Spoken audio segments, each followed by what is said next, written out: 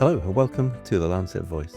It's June 2025, I'm Gavin Cleaver, and I'm joined once again by Editor-in-Chief of the Lancet, Richard Horton, and Senior Executive Editor of the Lancet, Jessamy Bagenal. In this episode, we're talking takeaways from the 78th World Health Assembly, which happened at the end of May, including the implications of the new pandemic agreement that was ratified at the Assembly and the changing landscape of global health leadership. We'll also discuss adolescent health off the back of our new commission and the nature of measuring scientific progress. We hope you enjoy the conversation.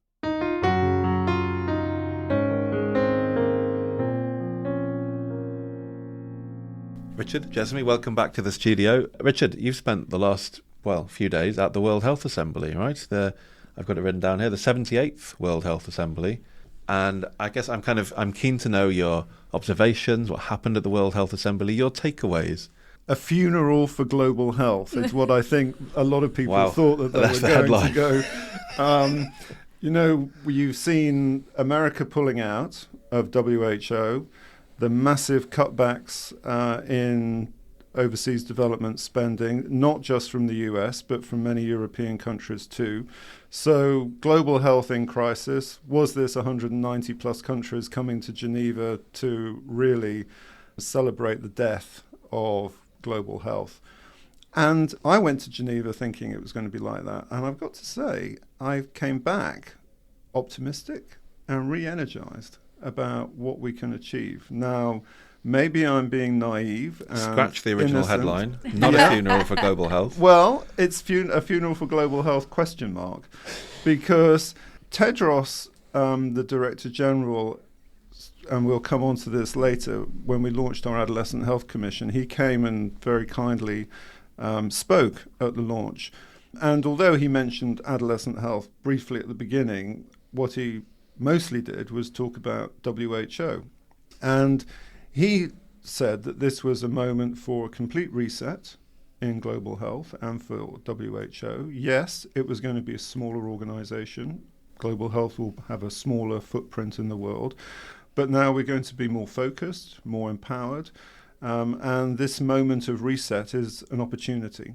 So he was really trying to mobilize and remotivate the audience to not lose heart. And although I think that one can argue with aspects of that diagnosis, for example, Michelle Kazakchin at one session that we were all at said, don't talk about this moment as an opportunity when people are actually dying because of cuts to global health spending. And I think that's a very powerful statement. So let's not use the word opportunity, but there's a reset that is taking place currently, which should make us think much more carefully about what we're trying to achieve and why we're trying to achieve it. So anyway, I think Geneva was a moment to try and recommit oneself to some of the principles that guide us in global health. And of course, the big achievement, which was actually an achievement because the US delegation wasn't there, was the pandemic agreement. Yep. And if you'd asked me a year ago whether there would have been a signed pandemic agreement, I would have said, no way, because the US government always blocks everything. Yeah. And they would have blocked this. But they weren't there, and they didn't block it, and so it went through. Admittedly, a lot of people didn't turn up for the votes, but in reality, it got through, and that was a huge success for WHO, for multilateralism, more importantly, and it's a great foundation for looking ahead. If you ask me, is the world a safer place today than it was yesterday, when we didn't have the pandemic agreement? We're not there yet, but we're on the way to being in a better place. Yeah, I guess, do you have any kind of headline thoughts about the pandemic agreement apart from that? Well, the thing that's really key about it is really the next step. So there's this thing called the Pathogen Access and Benefits System, PABS, and that benefit sharing system, and that is the bit that has to now be negotiated. And that's in some ways the most difficult bit, because it's all about, so you identify a bug in country X, And now what? Who has access to that bug? And let's say a vaccine is developed which makes a company $1 gazillion. Who should benefit from that vaccine? Should it be just the company in probably a far-flung high-income country? Or, since you found the bug in this country X, which may not have been that far-flung high-income country, should some of the money and benefits go back to them? These are all very complicated diplomatic issues where there's a lot of bad feeling about the way high-income countries have treated low-middle-income countries. That has to be negotiated. And then in 2026, there's going to be a high-level meeting at the UN General Assembly where all of this is going to be discussed and where we hope real progress will be made. You'll have the pandemic agreement as the foundation. You hopefully have got the pathogen access benefit sharing system agreed. And then we can go into a discussion about, okay, now how can we make the world a safer place? So a year of intensive work ahead, but a good first start. Can I ask a question? And it's not meant to be controversial, and I'm not meant to. I'm not trying to criticise global health at this very vulnerable time. Let me just preface. Let me just preface this question with that. And I've never been to WHO, but I get all of the invites for different things, and it looks like there are some very interesting different events on, and you know, full of incredible people. But my perception as someone who hasn't been, and I see it on social media a lot, is that it's very performative, and it's essentially a sort of jamboree. So I guess my question is, from all your years of going to WHO, at its best, what is it? How many years? At its worst, what is it? And where did this year sort of sit in that spectrum? So your question is, why the hell are you wasting your time and the Lancet's time going to Geneva for a week of a jamboree? I think that's a very good question. I think that's an unfair reading of Jessamy's question. I did preface it with lots of caveats. So that is the RFK Junior point of view. Yep. He was beamed in at one point and gave a Zoom talk to the Assembly in which he called the organisation moribund and this bloated bureaucracy. So I think I must introduce you to RFK. I think you and he would get along. We've got a lot to talk about. You've got a lot in common. A lot in common. And it's true. There is a lot of backslapping, and some of it is performative. But I think that what we're trying to save here, at the heart of this, is an idea. It's not just a resolution or a pandemic accord. And the idea is that countries, by working together, can make some sort of progress. It might be so incremental as to be invisible. It might drive you crazy because of the politics of it, and everything goes at the pace of the lowest common denominator. All of that is true. But the idea that you can only solve the world's problems by countries working together is one that is at the heart of the UN system and still needs to be fought for. And if you look at some of the big successes, I mean, everybody quotes smallpox, so I won't. But if you look at Framework Convention on Tobacco Control, reductions in under 5 child mortality, the slow but definite progress on making non-communicable diseases taken more seriously, you can see that there has been that incremental progress, which has come from countries coming together, agreeing an agenda and recognizing that they need to do something. And WHO plays a key role, not because of the Assembly, you're right. The Assembly, a lot of it is performative, I will concede that to you. But the WHO's technical guidance, it's a scientific agency. And the technical guidance that its committees provides by convening experts, that really does help countries. You know, the United Kingdom, where we're sitting now, doesn't need WHO. But in a low-income country where the Ministry of Health has no budget and no people and is not paid serious attention to by a president or prime minister, WHO fulfills a really, really critical role of providing that normative guidance, that technical assistance, which just simply isn't there in the country. So That's what I think we were going there to celebrate and to try and save in some ways. It is. I tell you, one thing that's interesting. It has become more of a commercial lobbying place. So I started going more decades ago than I care to remember, and it was very much for global health aficionados and, of course, the delegations from countries. Now you will see that pharmaceutical companies will hold champagne breakfast in fancy hotels, 5-star hotels, and evening events similarly designed in order to, if not present their product, then certainly to present their brand and to gloss their reputation. So we've talked about the commercial determinants of health in the past.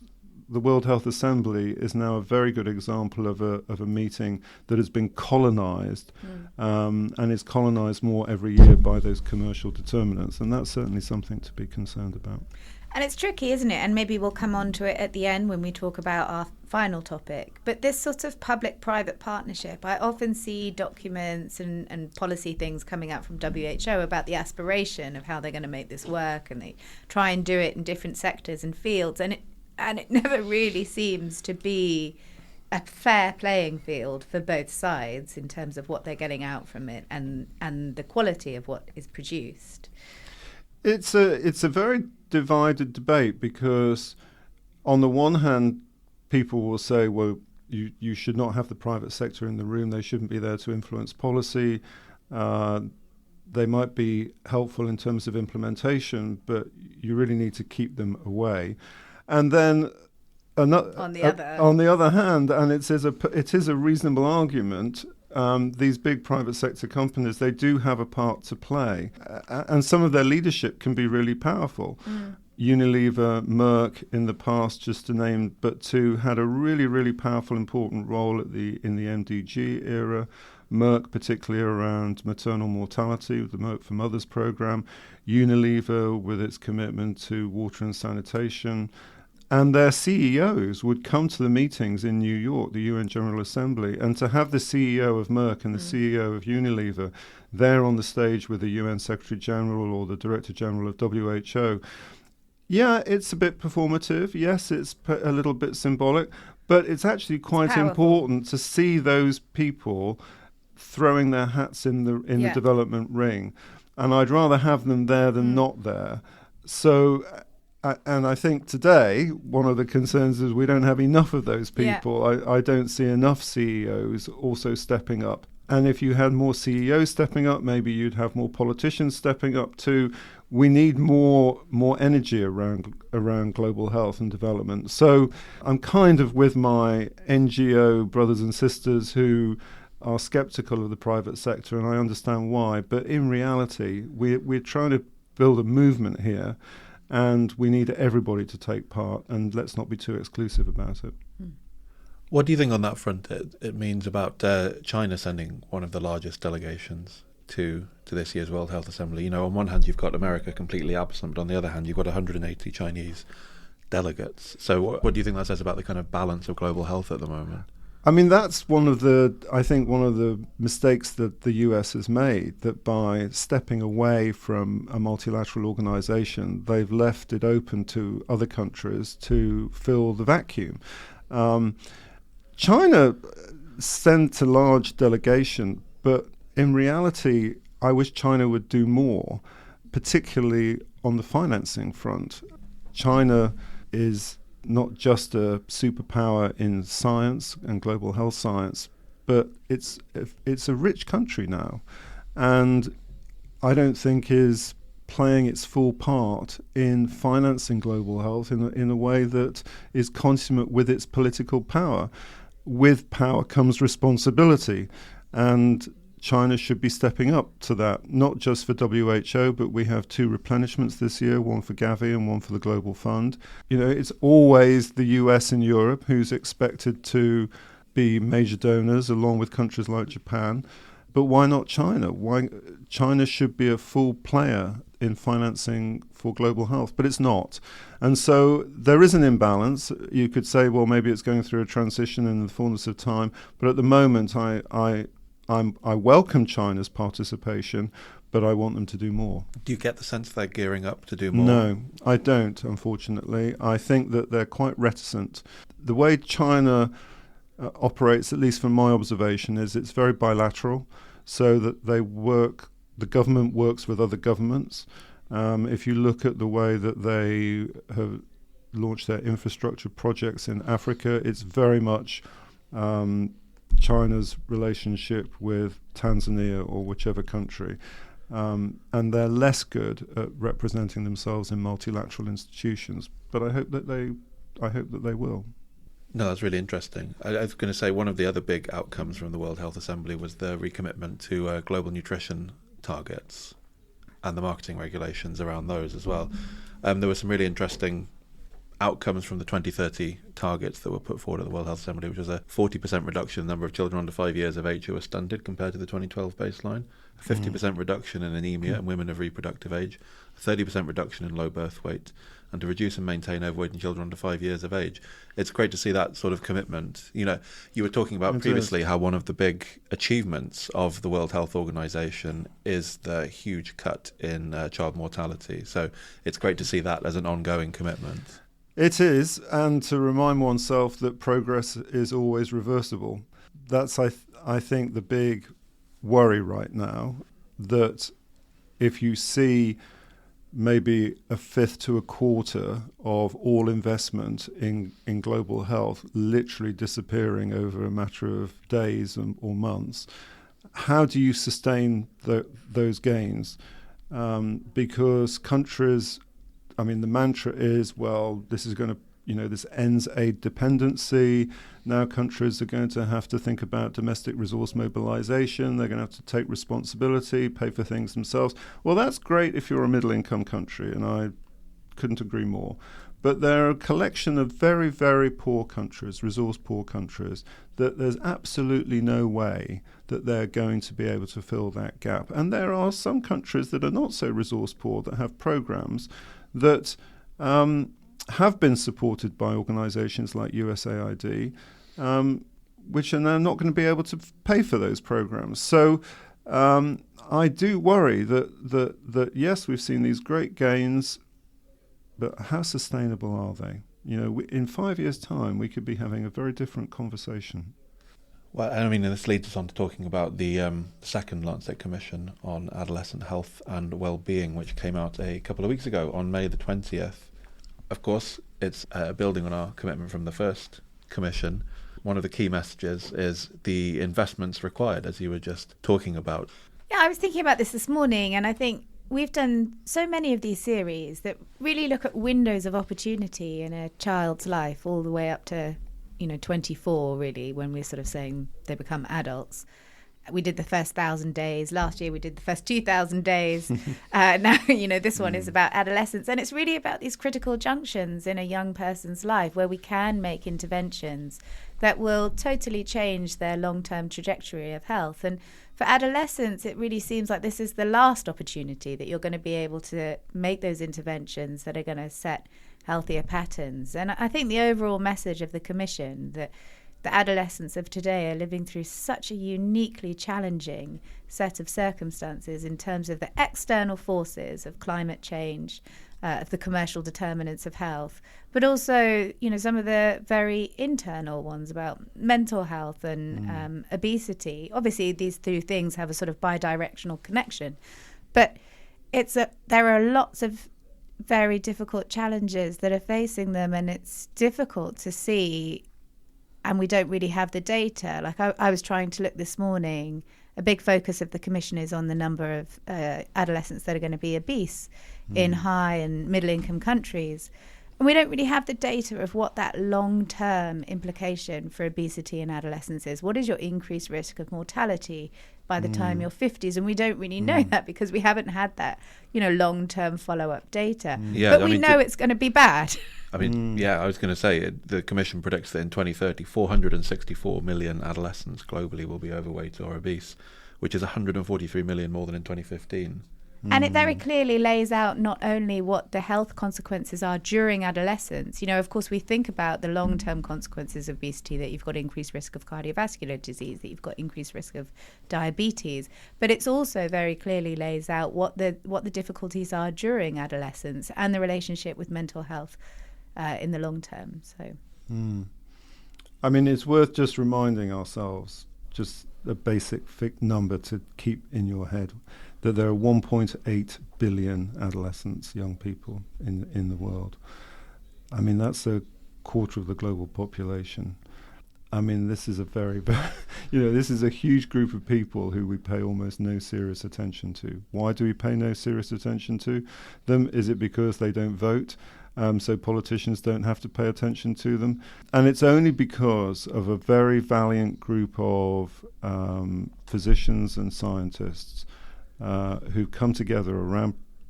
We did a series first, then we did a first commission, and now the second commission, as you say, Jessamy, who've really put adolescent health on the map.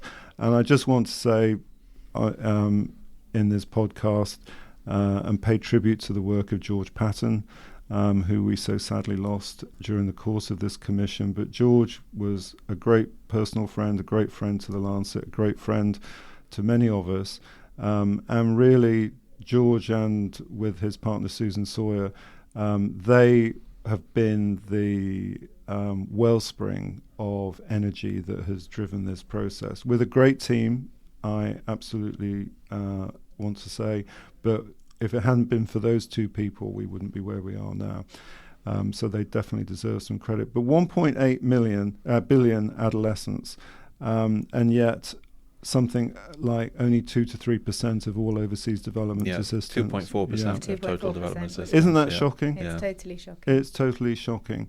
And we were all adolescents once ourselves, and yet somehow when you grow up to be an adult, you forget. So I think the Commission, there's a lot of data in the Commission, and there are a lot of recommendations there. But in some ways, there's only one recommendation that I think that's really, really important, because we're in a critical moment now, 2025, and the world's thinking about what's going to come after the Sustainable Development Goals after 2030. So the thing we have to win for young people is a specific, not just mention, but a specific target, an indicator for adolescent health in the post-2030 framework, because there is no question that unless you have that target in there, the world will not pay any attention to adolescent health. It was only because you had a target for under 5 mortality and maternal mortality in the MDGs that we made such progress, because suddenly countries were held accountable for that progress. We need to get adolescent health in the post-2030 framework.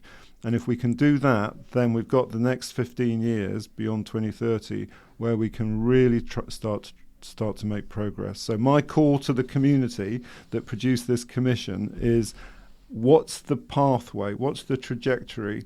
How do we get inside the room for that post-2030 goal? It needs to be absolutely central to the post-2030 goals, doesn't it? Absolutely. If you're talking about the health of 1/4 of the global population, it seems to me pretty damn obvious that it should be there. But the reason why we've got the commission is that it's not obvious to the people who have the power to make these decisions. Why do you suppose that is? It is because I think young people have not been given a voice. And when they are, it always seems quite tokenistic. Yes, one of the messages of this commission is that you can't, because there was a youth commission that ran jointly with the official commission, and unless you provide a platform for young people to speak and integrate the voices of young people into all of your policy discussions, then it's very easy to forget about them. And what was great about the launch was that they, in the planning of it, young people's voices were absolutely central and present. And how can you scale that up? So we had a side event, the launch of the commission. How could you scale up the voices of young people to the main event, which is the World Health Assembly, or to the UN General Assembly, or within national parliaments? I mean, that's, again, if you take the UK, we have a parliament. Young people aren't represented in that parliament. So if they're not represented, therefore nobody pays them much attention. So the whole system we have of governance is, in a sense, as a byproduct designed to exclude the voices of people up to 19, 24 years of age.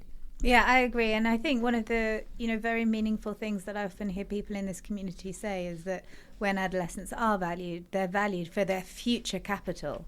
They're not valued for what they are right now. And obviously that's because it's easier to make an argument to governments that these are going to be an extremely economically active group that are also possibly going to be a burden to different systems because of various different health issues. But there is something also there about valuing young people for who they are now and the contributions that they can make for now rather than what they're going to become in the future. Yeah, because there's a danger of just kind of seeing them as future economic units of activity. Absolutely. Right?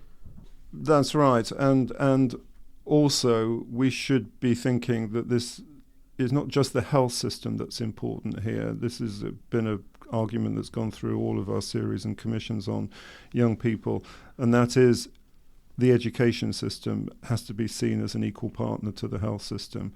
And we have to work much more closely with the education system. I mean, it feeds back to what we were talking about last time a little bit, to an extent, right, about well-being. Absolutely. Sort of multi-sectoral approach. Exactly. So you mentioned nutrition, Gavin. So nutrition, education and health, they're very, very much linked together.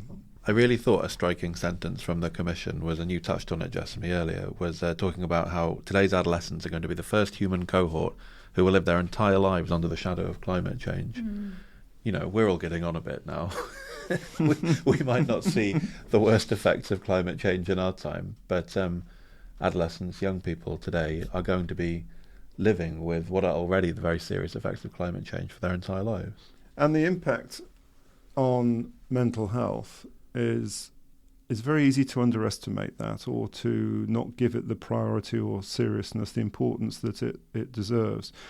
I've had conversations with some people in mental health professions, some quite senior people, who are really quite dismissive of mental health issues in children and younger people, and they don't see them as serious, and that we're probably overdiagnosing problems and creating a crisis when there isn't a crisis. But I can tell you from my N=1 experience as a parent, that the people who I've met in a very different generation to mine, these issues around identity and the future that they have and the world in which they live, these are clear and present dangers to them. We ignore that at our peril. When I was growing up, not only did I not have an iPhone, but I lived in a small community, didn't really think about world problems as being a threat to me.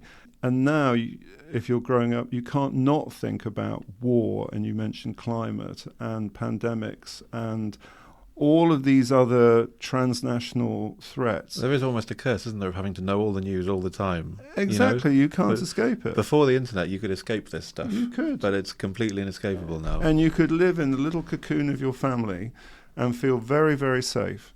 And I don't think that's the case for any young person today. It's almost impossible to just wrap yourself up in that little ball of cotton wool and feel completely safe from the world. And when you realize that there is no safe place to go, and that you are very exposed, that's a pretty frightening place for a sort of 12, 13, 14, 15 plus year old person to be. So what do we do about it? We need to take that much more seriously. Well, one of the key conclusions, isn't it, of the recommended actions is to promote healthy use of social media and online spaces for adolescents. Easier said than done. I mean, this is a whole separate episode, isn't it? It really we is, really need to do a good, because there's more and more evidence, and I think and very interesting experiments going on around the world in different places, from St Albans to Australia. You know? But you can't disinvent a technology. You can't disinvent it. You can't. So do you try and adapt to it? Well, despite that Guardian survey, right, where what was it, 2/3 of teenagers wished that the internet had never been invented in the first place. I think you will probably find those findings across all of society. Do you think by that this would point have passed peer review at the Lancet? I'm not sure. Sample sizes. But I think on the climate anxiety, I do also think that it's not unsurprising when we look historically at human beings' connection to nature. Really, when you're a child and you're a teenager, that is where it's at its strongest. And you see that borne out in art, in literature, in poems. Our connection to nature and our surroundings is deeply meaningful and spiritual, and it's very formative in those young, early ages, perhaps before you get busy thinking about lots of other things. Then you have to get a job and it grinds you down. Exactly. You know? And when you speak to young people about that, the way we deal with these things is totally unfathomable to them, because it's so obvious and clear what is important. And what do you say to normally a parent can be in a degree of control of the environment of their children, and so you can give reassurance and confidence to your children about, you're fine, I'm here, I'll protect you, all's good. Yeah. But in a world where you're not able to, mum and dad can't control the climate. Yeah. So what do you say in that situation? It's very very perplexing. Parents are now no longer the sort of agents in control of their children's future and their environments. No, yeah, absolutely. Quite. iPhones and social media. Let's do.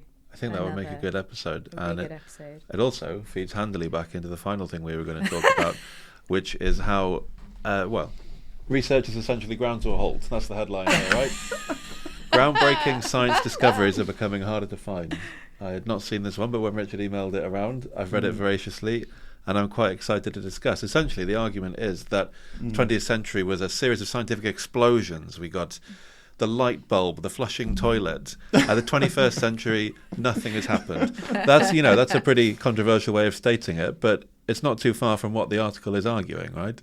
Yeah, so all this money that we're investing into science is... Right, 11-fold increase in real terms since 1950. But is actually yielding fewer innovations, fewer discoveries, slower progress, and, as you say, diminished economic growth. So what is science really contributing to society? And suddenly you've got a big question mark over science. And then maybe that's why President Trump is cutting back science funding, because it's not delivering. But this is such an important question. So is that premise right? Is science slowing down? We're working at a scientific journal. Do we think science is slowing down? I don't think science is slowing down. And I think we have to say it's a debate in the community at the moment. And it all was spurred off by this 2023 paper, right, where they looked at all of these different databases. Yeah, we shouldn't imply there's consensus in the community. It's not a consensus. It is a debate. Yeah, big study published in 2023, and it used this new measure of CD, which is essentially looking at if your science paper has been referenced, and that's the only thing that's referenced, then you're thought to be more disruptive. But if it's referencing your paper and a load of other papers that came before, then it's a lower score. So things like AlphaFold, which won the Nobel Prize and was a huge innovation, scores low on that category, which seems strange. Mm-hmm. There are debates around the scores and what it's really showing. I don't see a huge slowdown in progress of scientific and health innovations. It's a difficult metric, isn't it? Because, the more and more and more and more scientific research that we pull off, the more we know about a topic, the harder it becomes to find a thing that disrupts decades and decades of scientific research. In the 20th century, we were still discovering quite a lot of things. There was no knowledge base for quite a lot of things. So to use that metric to say, well, no one in, say, 2015 published a paper that completely destroyed everything that came in front of it, you would feel that is less likely, right, than it was in 1955, for example. Yeah. No. And actually that might be a good thing. Yeah. Because it sort of shows that we understood what was happening up to that point. We don't have to throw decades of science out the window. Exactly. And it changes. I think different fields evolve I think differently. This so is the point. Lumping everything together as science is now slowing down or in some way, that's such an overgeneralization. So if you take our little corner of the world in medicine and public health, so I remember when there was a time in the 70s and 80s when we were making huge strides in conditions like hypertension. So there were these big randomized trials looking at drugs like bendrafluozide and propranolol and metoprolol. Nobody understood that lowering blood pressure was going to dramatically save lives. And I can remember coming to the Lancet, and literally every Friday when the journal would appear, there would be, in the news programs here and in the newspapers, we would be publishing a paper about a new drug for hypertension or a new lipid-lowering statin or a new kind of thrombolytic agent, and we would be headline news. So there was a phase in cardiology, in heart disease broadly, where there was an astonishing pace of discovery. But look, we've got more statins than we know what to do with. We've got more stents than we know what to do with. We know how to manage hypertension. Now it's just an implementation problem because we're not treating as many people as we should do. So those problems have been solved. So rather than seeing science as having failed in some way, science has been an unbelievable success. And now it's up to society, instead of criticizing science, is about making the most of what's been discovered and making sure that everybody's got access to those scientific discoveries. And then the innovation moves on into other areas. Immunotherapy for cancer, unbelievable, completely transformed the way cancer is treated in, say, the National Health Service. And then it'll be something else. There'll be something in gastroenterology, or, one day there'll be an artificial kidney that won't be dialysis. And you'll have some kidney organoid that you'll be able to transplant into somebody. I don't know.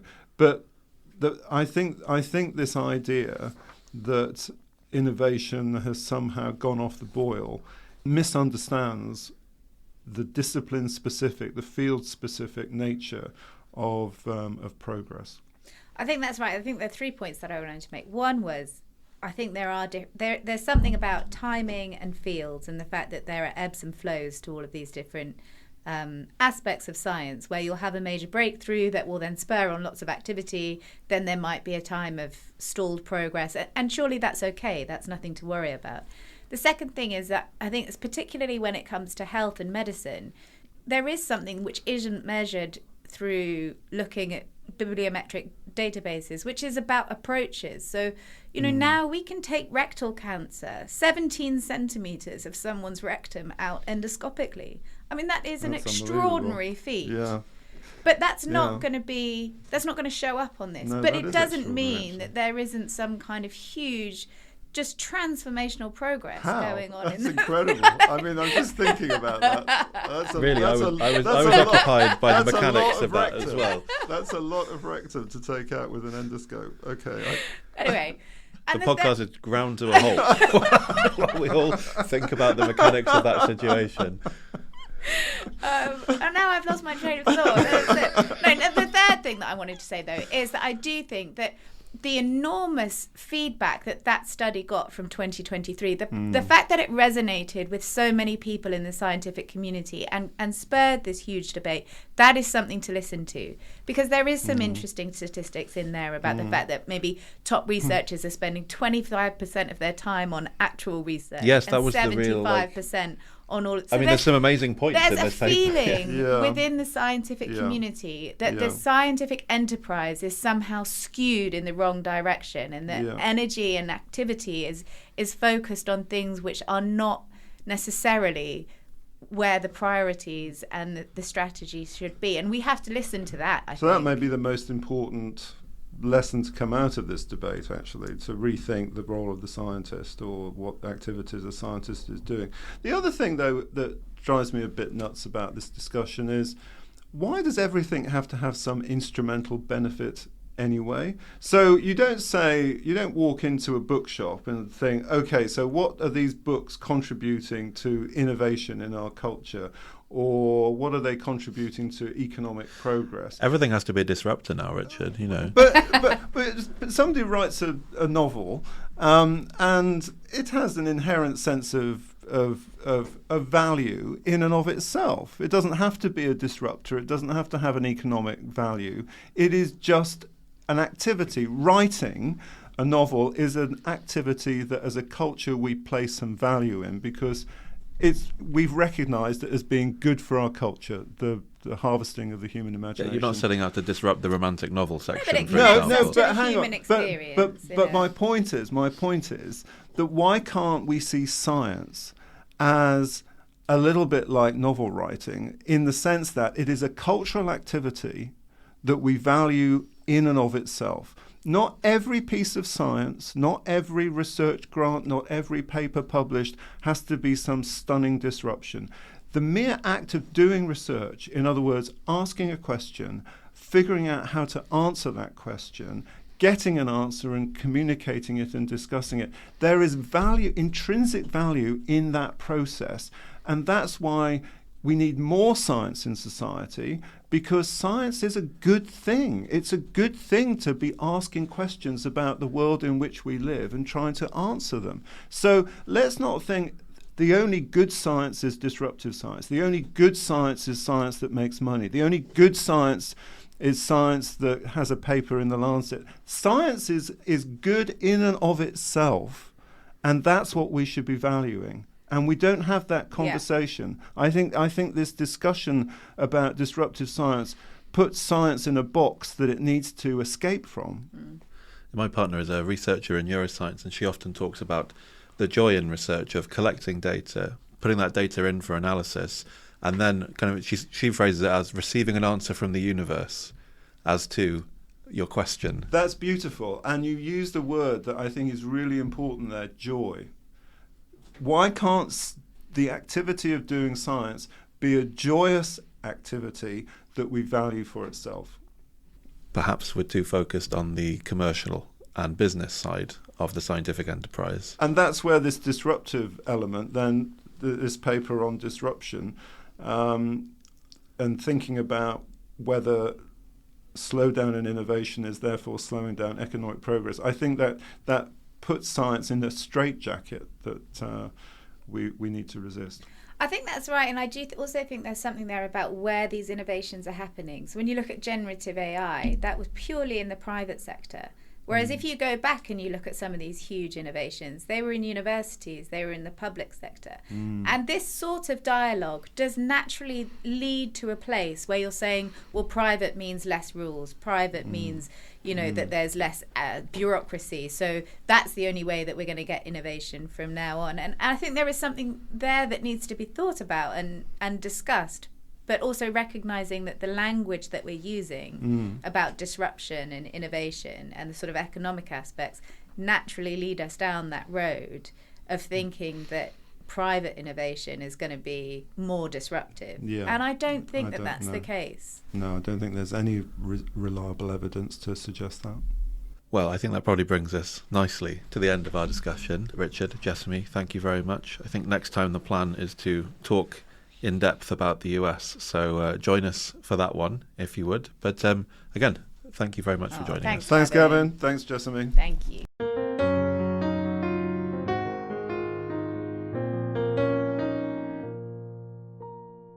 Thanks so much for listening to this episode of the Lancet Voice. Remember, you can subscribe wherever you usually get your podcasts, and we'll see you again next time for another discussion about the world of health. Take care.